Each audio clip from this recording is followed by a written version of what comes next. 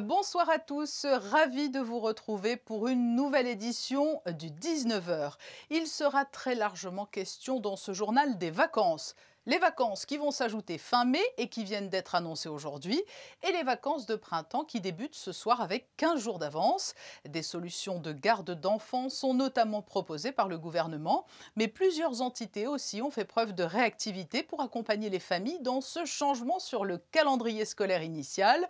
Vous le verrez, c'est le cas par exemple au Théâtre des Muses ou au Musée d'Anthropologie. Et la présidente de l'Association des parents d'élèves de Monaco, Martina Kerman, sera notre invitée. Nous vous emmènerons dans les coulisses du transfert acrobatique de deux grandes œuvres d'art que vous aviez certainement déjà aperçues dans Monaco, le signe du temps et le manteau de la conscience.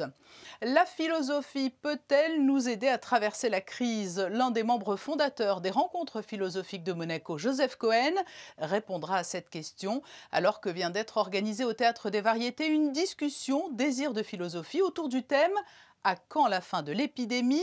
Vivre avec la question », car le plus difficile certainement, c'est effectivement aujourd'hui le peu de visibilité dont nous disposons sur l'issue de cette crise inédite. Au chapitre sportif, nous reviendrons sur la préparation de l'ASM FC avant la rencontre face à Dijon et nous verrons que les commissaires des Grands Prix sont en ordre de marche. Mais pour débuter donc ce journal, cette information du jour, il y aura une semaine de vacances supplémentaires à la fin du mois de mai pour rééquilibrer le calendrier scolaire qui a été bouleversé par l'anticipation des congés de printemps. La présidente de l'Association des parents d'élèves de Monaco est avec nous. Bonsoir Martina Kerman. Bonsoir Patricia. C'était l'une des demandes qui avait été formulée auprès du gouvernement. Vous avez appris aujourd'hui dans l'après-midi qu'il y aurait des vacances supplémentaires en mai, c'est cela? Exactement. Parmi les différentes suggestions que nous avions évoquées auprès du gouvernement, suggestions que les parents bien sûr nous avaient communiquées, il a été retenu l'annonce donc, je vous l'annonce donc, que le 17, 18, 19 mai, les enfants bénéficieront de 3 jours de vacances. C'est-à-dire juste avant le Grand Prix de Formule 1, hein? Exactement. Vous aviez fait cette proposition pour rééquilibrer le calendrier du dernier trimestre. Effectivement, des parents nous ont dit que les 9 semaines consécutives, spécialement les parents qui ont les enfants qui sont en classe d'examen, nous ont dit que ça va être une très très longue période de travail. Et donc, ils nous ont demandé si on pouvait mettre dans nos suggestions quelques jours de vacances pour que les enfants puissent se reposer et se préparer pour les examens. Il y a eu cette demande donc de semaines de congés supplémentaires et puis également une certaine forme de vigilance a été demandée pour les contrôles qui pourraient être trop nombreux au mois de mai. Oui, voilà, c'était aussi une inquiétude des parents, donc on en a fait part à l'Éducation nationale et au gouvernement. Et donc l'Éducation nationale nous a promis, et a déjà commencé à parler aux écoles, sur le sujet, les contrôles seront étalés. Voilà, les enfants n'auront pas une quantité de contrôles d'un seul coup comme ça. Votre rôle de négociateur, il est très important à vos yeux. C'est-à-dire que vous faites l'interface entre le gouvernement et les parents qui vous font remonter des demandes, hein. C'est ça, nous, l'APEM, on est toujours neutre, bien évidemment, on ne prend pas de parti, mais on remonte au gouvernement, à l'Éducation nationale, toutes les informations, toutes les suggestions que les parents nous communiquent, bien entendu. Et donc, ce soir débutent les vacances de printemps anticipées qui ont donc généré cette demande de vacances supplémentaires fin mai. Alors, comment se présentent-elles, ces vacances de printemps ? Eh bien, écoutez, elles se présentent pas mal, car le gouvernement et l'Éducation nationale ont mis en place l'ouverture des centres aérés qui pourront accueillir les enfants. Ils ne seront pas laissés tout seuls, n'est-ce pas? Donc, ils pourront aller à l'école des Révoirs, à l'école du Parc. Et nous avions aussi suggéré s'il était possible d'avoir un espace ouvert. Et le gouvernement a pris cette demande en considération, car il y aura le parc Princesse Antoinette qui est totalement ouvert. Oui, la crainte de départ des parents d'élèves, c'était de ne pas avoir suffisamment de prise en charge proposée le temps des vacances parce qu'elles étaient avancées. Dans la majorité des cas, les parents ont réagi très vite aussi, ont déjà inscrit leurs enfants, que ce soit pour le passeport culture, que ce soit pour tout ce que l'Éducation nationale a proposé et mis en place. Et aussi, il y a un effet de solidarité. Les oncles, les tantes, les grands-parents, les amis sont aussi mis à partie et aident les parents qui le souhaitent. Enfin, j'ai vu qu'il y avait une grande solidarité entre les uns et les autres. Le système D a joué? Le système D, exactement.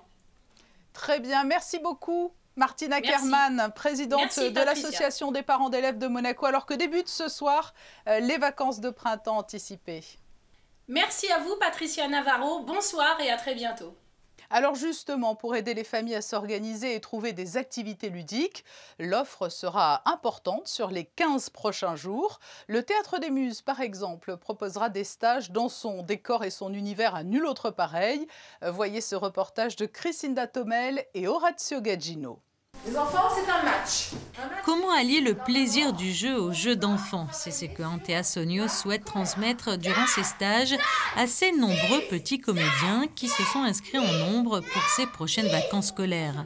Une expérience réjouissante, faite de partage et d'échange qui permet aux enfants d'apprendre à dépasser leurs peurs, à évoluer sur scène, à articuler, à faire résonner les mots, à improviser ou encore à savoir lâcher prise en se mettant au service du texte. J'aime le théâtre parce qu'on apprend facilement les poésies et ça nous apprend d'être moins timide à l'école.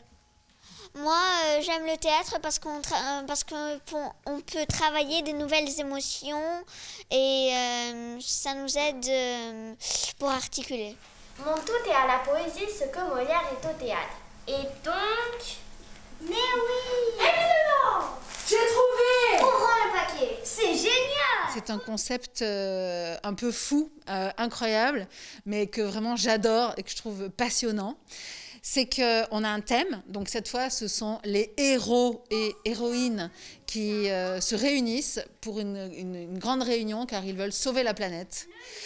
Et donc à partir des costumes des personnages qu'ils vont vouloir interpréter eux, nous allons inventer des histoires, des improvisations, ils vont apprendre des petits textes. Et le but, c'est que c'est un petit peu comme l'auberge espagnole. S'il y a des enfants qui savent jouer de la guitare, ils viennent avec leur guitare et comme ça, ils peuvent faire un petit quelque chose en plus. Celle qui sait faire la roue, elle va pouvoir faire des acrobaties. Et donc, on demande à tous les enfants, qu'est-ce que vous savez faire? Qu'est-ce que vous pourriez apporter pour le spectacle? Et après, c'est à nous, aux encadrants, à mélanger tout ça. L'attaquer, le mettre en quartier. Sirlou le fait volontiers, mais il fallait livrer bataille. Formidable outil d'expression de nos propres sensibilités, le théâtre mêle l'imaginaire aux émotions. Les stages sont ouverts aux enfants de 6 à 14 ans, des sessions de 2h15 et qui peuvent réunir pas plus de 14 enfants par atelier. Ces ateliers se tiendront soit au sein du Théâtre des Muses, soit au cœur du collège Charles III, du lundi au vendredi, le temps des vacances. Et à l'issue du stage, une présentation sous forme de mini-spectacle sera dévoilée aux parents. Des stages au Théâtre des Muses donc, mais pas seulement. Vous avez d'autres idées d'activités pour les vacances, Sandrine Nègre, bonsoir. Bonsoir Patricia, bonsoir à tous. La preuve avec le musée d'anthropologie préhistorique qui propose plusieurs ateliers le 12 avril autour des artistes des grottes et des fouilles archéologiques. Puis vendredi 16, place à l'atelier La chasse préhistorique et à celui dédié à l'artisan du paléolithique. Réservation au 2 x 98 80 06. Il n'est pas trop tard, il reste des places pour plusieurs concerts ce week-end.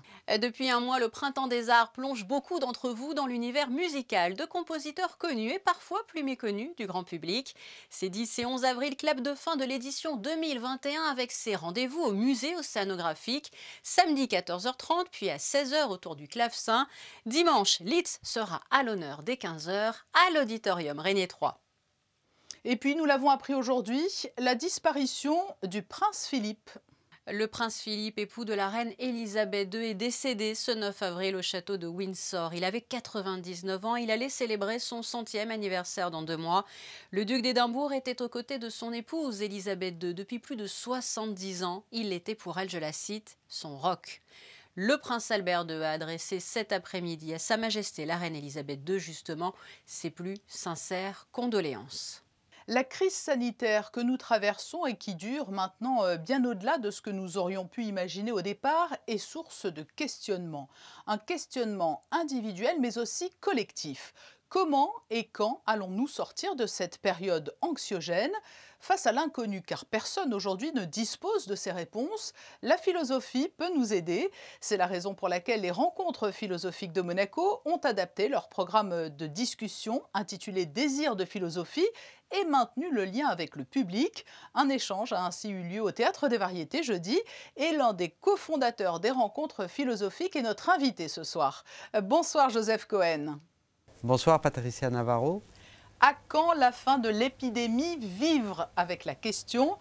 C'est effectivement cette interrogation vaste et sans réponse à ce jour qui est cruciale dans la façon dont on va traverser cette crise. Évidemment, nous avons voulu, avec les rencontres philosophiques de Monaco, poser cette question puisque c'est une question qui hante notre quotidien maintenant depuis 1 an. Il faut bien se mettre en mémoire que cela fait 1 an que nous sommes confrontés à cette question qui d'ailleurs n'arrête pas de changer, de se métamorphoser. Tous les jours, nous nous réveillons avec cette question, c'est-à-dire avec une nouvelle question, avec une nouvelle formulation de la même question. C'est une interrogation qui va s'inscrire dans le temps. On parle aujourd'hui beaucoup des séquelles morales que va laisser cette crise et de l'indispensable prise en charge psychologique dont certains auront besoin. Est-ce que la philosophie peut et doit, elle aussi, jouer un rôle majeur dans l'appréhension de cette crise? Cette épidémie aura des effets, et je le crains, dévastateurs pour beaucoup de nos concitoyens, mais en même temps, je trouve aussi que la philosophie doit pouvoir nous fournir ce que j'appellerais des lignes de fuite qui nous permettront de redéfinir notre subjectivité à l'aune d'une responsabilité entièrement renouvelée. Il se trouve que nous sommes confrontés à une nécessité et même un désir, je dirais, de changer, de transformer à la fois notre quotidien, mais aussi notre socialité pour préserver l'avenir de nos enfants, de nos anciens, mais aussi préserver notre propre avenir. Et lorsque l'on évoque le rôle de la philosophie dans cette crise, est-ce que ce n'est pas d'ailleurs l'objectif de départ des rencontres philosophiques, c'est-à-dire démocratiser en quelque sorte la philosophie, permettre au plus grand nombre de philosopher pour nourrir une réflexion personnelle, collective, mais surtout salvatrice? Quand vous dites démocratiser la philosophie, je suis tout à fait d'accord. Mais je veux bien souligner l'importance du défi devant lequel nous nous tenons. Ça passe aussi par un questionnement en profondeur des possibilités de la démocratie, des possibilités de la valeur de la démocratie. Ce que je veux dire par là, c'est que nous devons confronter l'idée même de démocratie à se surpasser, à faire plus que ce qu'elle ne fait. Mais est-ce qu'il est possible de donner un sens à tout ce que nous vivons, tant cette crise est inédite? Quand nous attendons la fin de quelque chose, eh bien, nous avons un but, nous avons un télos à notre attente. Nous savons à quoi nous attendre. Dans notre situation, en revanche, nous n'avons pas cet horizon. Et donc, c'est là où la philosophie doit proposer des pistes de réflexion pour non pas simplement pallier cette structure d'attente, mais pour lui offrir des horizons et des pistes de réflexion riches et qui peuvent soutenir les générations à venir. Mais justement, c'est presque un cas d'école, la Covid-19. Quelle question philosophique soulève-t-elle? La première question philosophique qui se pose, à mon avis, c'est celle-ci. À quand le changement? À quand changer notre horizon de signification politique, économique, sociétale, environnementale? À quand le changement? Oui, mais cette crise, elle nous rend humbles aussi, hein, parce qu'au fond, on le voit depuis le début, ce que l'on sait, c'est que l'on ne sait rien. L'humilité, eh bien, elle se vit précisément dans cette exigence de changer. Si nous restions les mêmes, si nous revenions à ce que nous étions avant, si nous revenions à une idée de normalité, mais si nous n'incorporons pas cette exigence de changer, de se transformer, eh bien c'est là où nous ne serions pas humbles. Oui, et puis enfin, le vivre ensemble est important parce qu'il est directement atteint par la Covid. Mais est-ce qu'il peut nous aider tout de même dans l'attente de la fin de l'épidémie et face à la question de son issue? Est-ce que c'est plus facile de savoir que l'on n'est pas seul à subir cette situation? Je pense que c'est une donne très importante pour notre socialité. Il faut trouver des moyens, malgré la Covid-19, de toucher l'autre, être touché par l'autre, et ce, même si la distanciation physique s'impose, même si il nous faut respecter les règles et les restrictions qui permettent de ralentir l'épidémie, mais il nous faut aussi se rappeler qu'il nous faut toujours pouvoir inventer des modalités qui nous permettent de sortir de ce sentiment de solitude, de ce sentiment d'isolement, de ce sentiment de renfermement sur soi. Joseph Cohen, merci d'avoir répondu à ces questions et d'avoir ainsi philosophé avec nous ce soir. Merci beaucoup, Patricia Navarro. Elles sont imposantes et ont demandé un transfert acrobatique. Nous allons découvrir de quelle manière deux immenses sculptures ont été déplacées cette semaine de part et d'autre de Monaco et pour quelles raisons. Il s'agit du signe du temps et du manteau de la conscience. Sandrine Nègre, Olivier Bonello et Lionel Bernardi ont suivi les opérations. Au petit matin, les résidents du boulevard de Belgique et de la rue Platy, tout comme plusieurs conducteurs de véhicules, ont pu découvrir une œuvre d'art au niveau de ce rond-point situé au bas du parc Princesse Antoinette. Le signe du temps vient d'y être déposé. Mais avant d'arriver ici, plusieurs étapes minutieuses ont dû être franchies. Une logistique et une organisation précise ont été suivies. La veille, nous sommes sur l'esplanade du Grimaldi Forum, où cette sculpture d'1,5 tonne est l'objet de toutes les attentions. Fixation, acheminement, mais pourquoi cette réimplantation ? Il faut savoir qu'en amont, il y a eu de nombreuses études et il s'agit d'un déplacement pour cause de travaux. Et nous avons créé une commission de placement des œuvres justement sur le territoire monégasque, afin, en collaboration avec la direction de l'aménagement urbain, de mettre les œuvres, les sculptures en valeur sur le territoire. Ce qu'il faut savoir aussi, c'est qu'à chaque fois qu'une œuvre est déplacée, on en profite pour la restaurer. Donc le placement idoine avec une restauration par, bien sûr, des professionnels. C'est vraiment une mission que mène l'Institut du patrimoine, donc bien sûr sous l'égide de la Direction des affaires culturelles, mais qui s'occupe à la fois, bien évidemment, du placement, mais aussi des restaurations, ce qui est très important pour la mise en valeur de ces œuvres d'art. Comme vous le voyez, là, on est en train d'assembler un plateau sur lequel on va positionner la sculpture. Le but, c'est avant 20 h ce soir que la sculpture soit au bord de l'esplanade. À partir de 20 h, on a l'accord des autorités monégasques pour fermer les rues et les escortes de police qui arrivent. Et le convoi se met en route. Donc avec un premier grutage, on va mettre l'œuvre sur le plateau du camion. Et ensuite, on commence notre petit chemin dans Monaco, avec quelques ponts à sauter, quelques obstacles à éviter.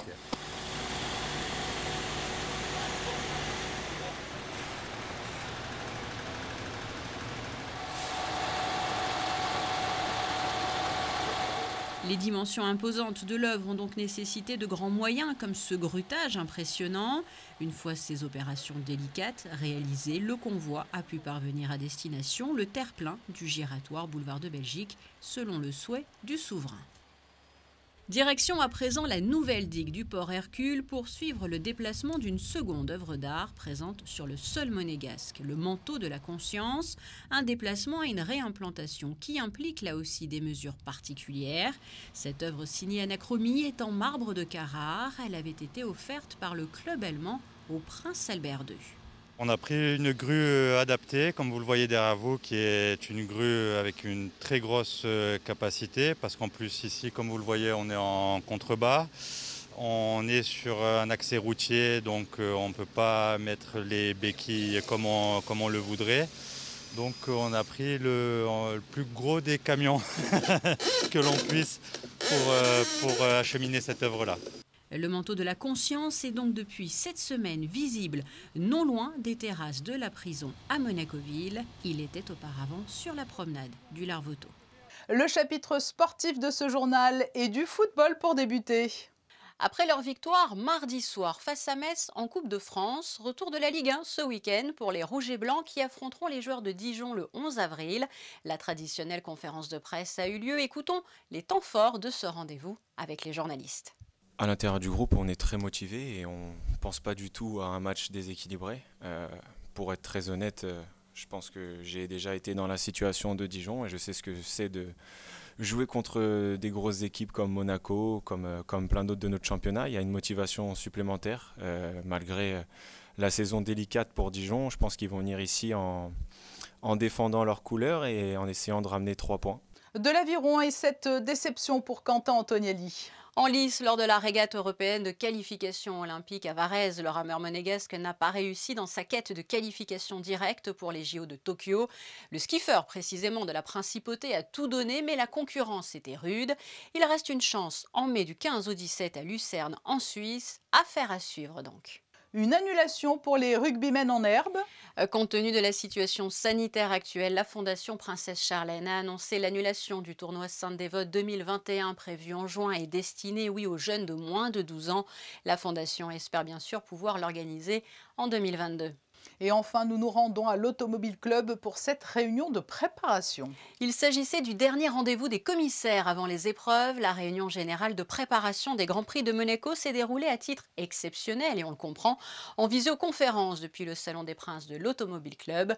Plus de 500 bénévoles étaient réunis à distance pour entendre notamment le président de l'ACM, Maître Michel Boéry. Et comme de coutume, avant de refermer ce journal, nous allons découvrir les prévisions météo pour samedi, Sandrine.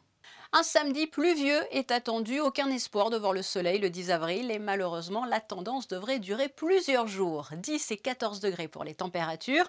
Malgré tout ce mauvais temps, voici tout de même l'heure du lever du soleil. 6h56, il se couchera à 20h08. Nous fêterons les Fulbert. Nous nous retrouverons demain à 19h pour un nouveau journal et pour se quitter, ce nouveau décor. La direction de l'aménagement urbain va participer au Festival des Jardins de la Côte d'Azur du 9 mai au 11 juin. Sa création intitulée Le reflet de l'eau dans l'infini bleu est d'ores et déjà à découvrir aux terrasses du casino et sur ces photos de Mickaël Alési. Très belle soirée à vous, à demain.